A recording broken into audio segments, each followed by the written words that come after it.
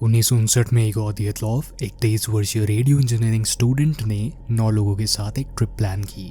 शुरुआत में इस ट्रिप में 11 लोग जाने वाले थे, बट एक व्यक्ति हेल्थ इश्यूज के कारण ट्रिप का हिस्सा नहीं बन पाया। ये सभी लोग एक्सपीरियंस्ड ग्रेड 2 हाइकर्स थे और इन्हें स्कीइंग भी अच्छे से आती थी। ट्रिप से वापस आने पर हर एक मेंबर को ग्रेड 3 हाइकर सर्टिफिकेशन मिलनी थी। उस समय सोवियत यूनियन में ये सबसे हाईएस्ट लेवल की हाइकिंग सर्टिफिकेशन थी और इसे हासिल करने के लिए एट लीस्ट 300 किलोमीटर्स की ट्रैकिंग करना महत्वपूर्ण था।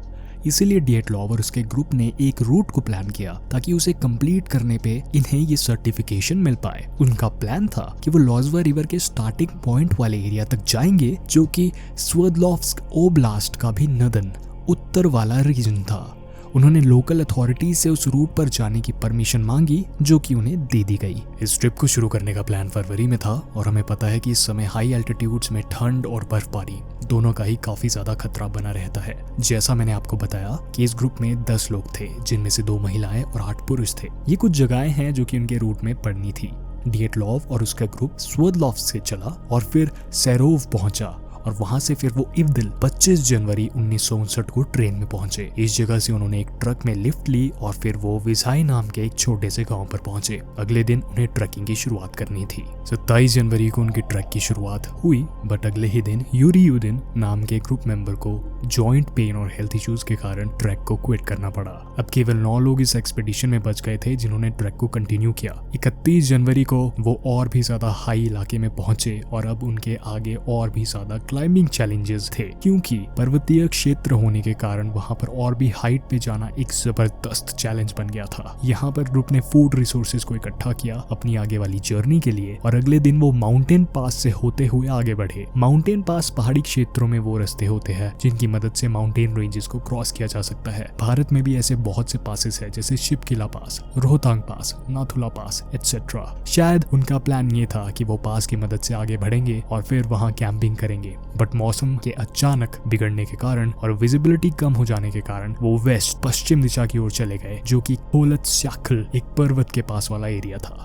जल्द ही ग्रुप को एक एहसास हुआ कि उन्होंने एक गलत टर्न ले लिया था, क्योंकि वो तो कोलत्स्याखल की तरफ बढ़ चले थे और इसीलिए उन्होंने डिसाइड किया कि वो वहीं पर्वत के नीचे वाले हिस्से में कैंपिंग करेंगे। ये डिसीजन थोड़ा गलत था, क्योंकि सबसे पहले तो मौसम बहुत बिगड़ चुका था और एक बड़े पर्वत के नीचे कैंप करना ऐसे में खतरे से खाली नहीं था, क्योंकि ऊपर से अगर एवलांच आएगा तो सीधे कैंप को तबाह कर देगा। ग्रुप ऐसे में लगभग 1500 मीटर्स नीचे जा सकता था और जंगल वाले एरिया में कैंपिंग कर सकता था, ताकि एवलांच अगर आता भी तो उन्हें थोड़ी प्रोटेक्शन मिल जाती, बट उन्होंने ऐसा नहीं किया। शायद ऐसा इसलिए क्योंकि वो नहीं चाहते होंगे कि 1500 मीटर्स चढ़ने के बाद वो वापस नीचे जाए और अपनी मेहनत पर पानी फेर दे। इसीलिए उन्होंने वहीं कैंप किया। रिस्की डिसीजन, बट हमें ये नहीं भूलना चाहिए कि वो एक्सपीरियंस्ड लोग थे, तो क्या पता सारी सिचुएशन को समझने के बाद ही उन्होंने ये निर्णय लिया हो। कहना मुश्किल है। मैंने आपको वीडियो में पहले बताया कि ग्रुप को यूरी यूदिन ने हेल्थ इश्यूज के कारण छोड़ दिया था, वो ट्रैकिंग का हिस्सा नहीं बन पाया। बट क्विट करने से पहले दिएतलॉव ने यूरी यूदिन को बोला था कि वो रूट को कवर करके लगभग 12 फरवरी तक वापस विजाई आ जाएंगे और फिर वहां पहुंचने के बाद वो टेलीग्राम की मदद से सबको बता देगा कि वो अब वापस आने वाले हैं। 12 फरवरी की जब तारीख आई तो दिएतलॉव की ग्रुप की तरफ से कोई भी मैसेज नहीं आया। इस समय पे कोई भी घबराया नहीं, क्योंकि सब एक्सपेक्ट कर रहे थे कि शायद 2 या 3 दिन का डिले दिएतलॉव और उसके ग्रुप को वापस आने में हो सकता है। पर 2-3 दिन बाद भी जब कोई मैसेज नहीं आया तो थोड़ी सी प्रॉब्लम की सिचुएशन लोगों को लगने लगी। 20 फरवरी को दिएतलॉव और उसके ग्रुप मेंबर्स के रिलेटिव्स को लगा कि शायद उनके साथ कोई हादसा हो गया है और उन्होंने रेस्क्यू ऑपरेशंस की मांग की। सबसे पहले यूनिवर्सिटी के वॉलंटियर स्टूडेंट्स और टीचर्स उनकी खोज में निकले, फिर पुलिस और फिर बहुत ही जल्द आर्मी भी रेस्क्यू ऑपरेशंस में जुट गई। 26 फरवरी को सर्च पार्टी को कोलत्स्याखल के पास टूटे हुए और फटे हुए टेंट्स मिले।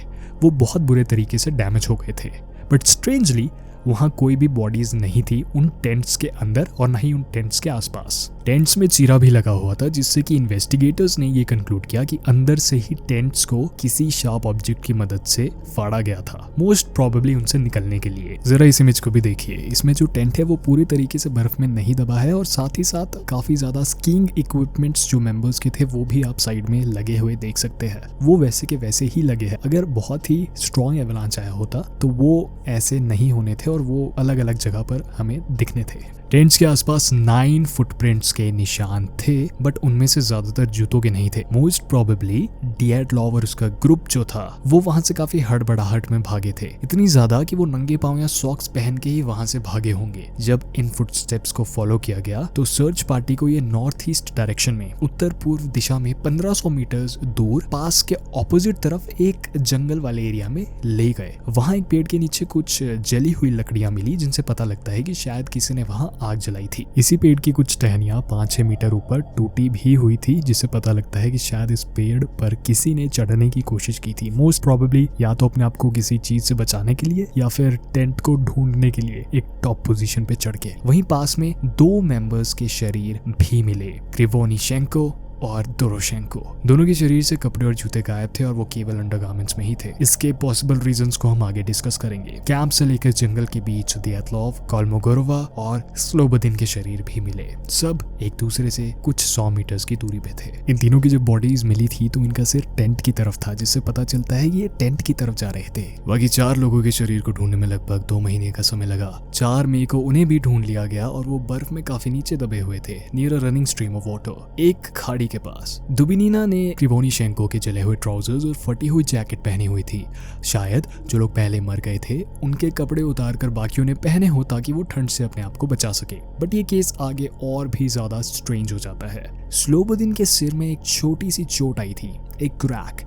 ये कोई स्ट्रेंज बात नहीं है क्योंकि शायद उसे भागते हुए या तो चट्टान या फिर पेट से चोट लग गई हो, कोई भी रीजन हो सकता है। बाकियों के मरने का कारण भी हाइपोथर्मिया कंक्लूड किया गया। प्रॉब्लम शुरू हुई जब 4 लोग जिन्हें मई में ढूंढा गया उनकी पोस्टमार्टम रिपोर्ट सामने आई। वो बाकियों की तरह नहीं मरे थे। 4 में से 3 लोगों को बहुत बुरे तरीके से चोटें आई थी। ब्रिग्नोलिस का स्कल बुरे तरीके से डैमेज्ड था।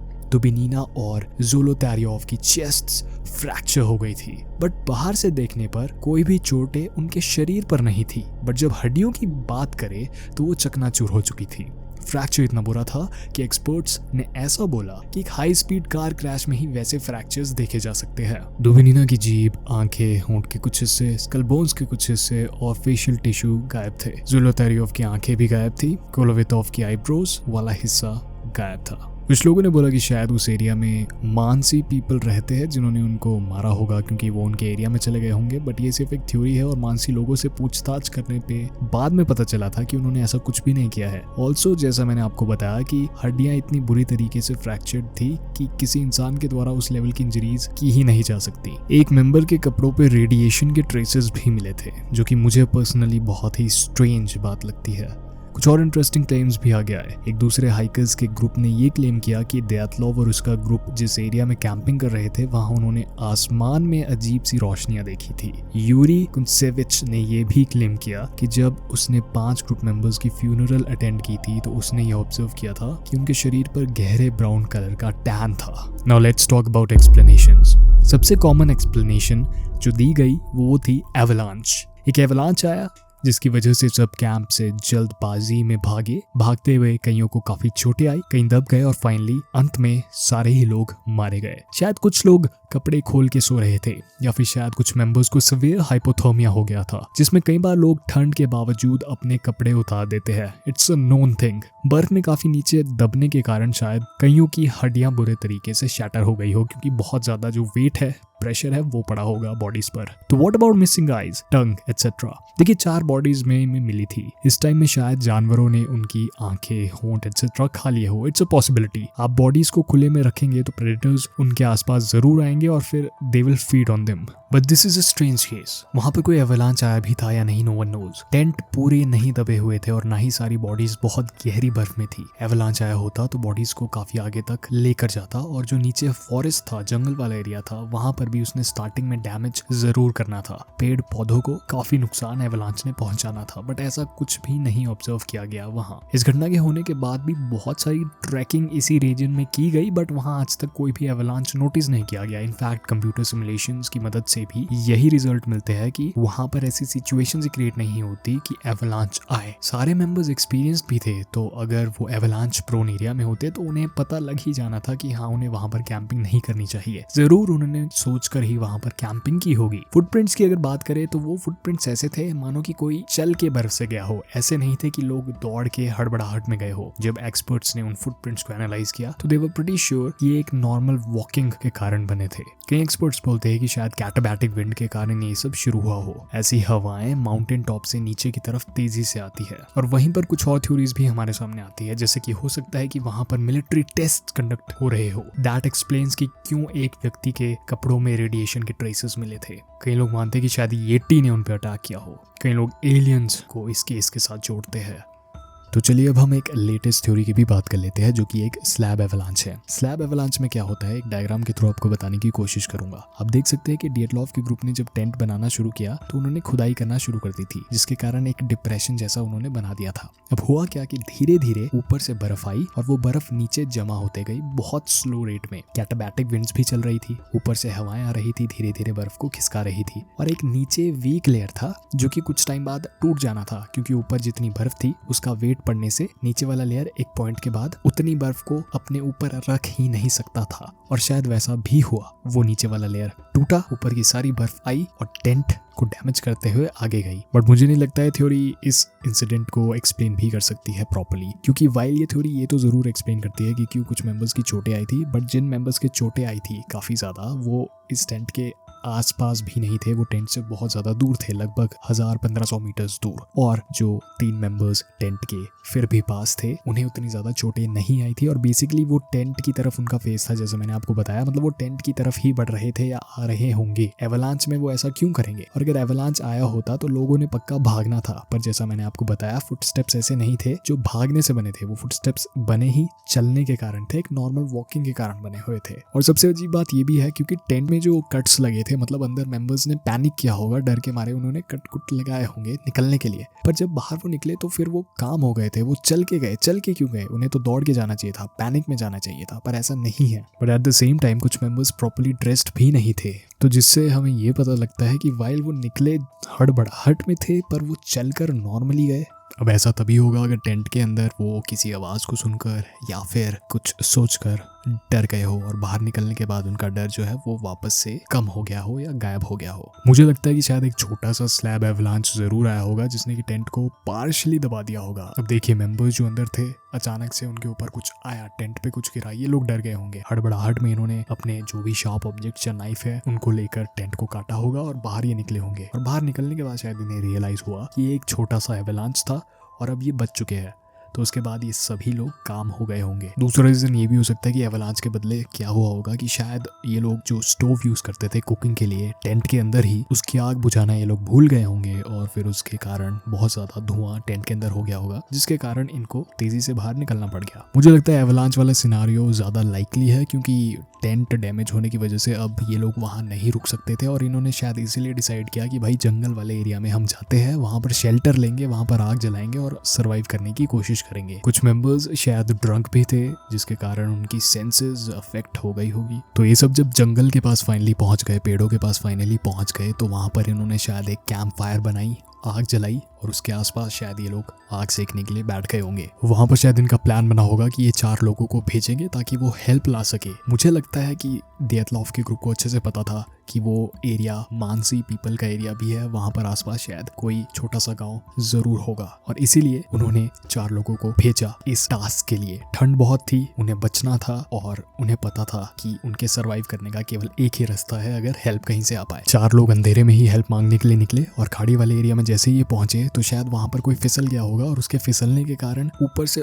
और भी ज्यादा बर्फ नीचे की तरफ आ गई होगी डिस्टर्बेंस के कारण, और चारों ही लोग 4 या 5 मीटर नीचे गिर गए होंगे। उन्हें चोटें आई और उनके ऊपर फिर और भी ज्यादा बर्फ आई, जिनसे उन्हें और भी ज्यादा चोटें आई। बाकी के जो 5 लोग कैंप फायर के पास थे, पेड़ के पास, उनमें से 3 लोगों ने शायद डिसाइड किया कि वो वापस अब टेंट की तरफ जाएंगे और वहां से कुछ एसेंशियल सप्लाईज लाएंगे। और ये 3 लोग थे डिएटलॉफ, कॉर्मोगोरोवा और स्लोबोदिन। स्लोबोदिन के भी सिर सिर में चोट लगी थी, तो मुझे लगता है कि शायद उसके पहले ही चोट लग गई होगी, बट उस टाइम पे एड्रेनलिन रश के कारण उसको फील भी नहीं हुआ होगा कि उसके सिर में चोट लगी है, और उसी के कारण चलते चलते बीच रास्ते में ही उसकी डेथ हो गई होगी। और बाकी के 2 लोग भी इवेंचुअली हाइपोथर्मिया से मर गए रास्ते में ही। और हमें पता है कि 2 लोग जो पेड़ के पास मिले थे, क्रिवोनिशेंको और दोरोशेंको, वो शायद वहीं पर रुके थे या फिर उन्हें बोला गया होगा वहीं पर रुके, क्योंकि वो अप्रोप्रिएटली भी ड्रेस्ड नहीं थे, तो उन्हें यही सलाह दी होगी कि अच्छा तुम दोनों यहीं रुको, आग के पास ही बैठो, वरना तुम्हें हाइपोथर्मिया हो सकता है, सिचुएशन सीरियस हो सकती है, तो तुम यहीं रहो और हम सप्लाईज लेके आते हैं। But unfortunately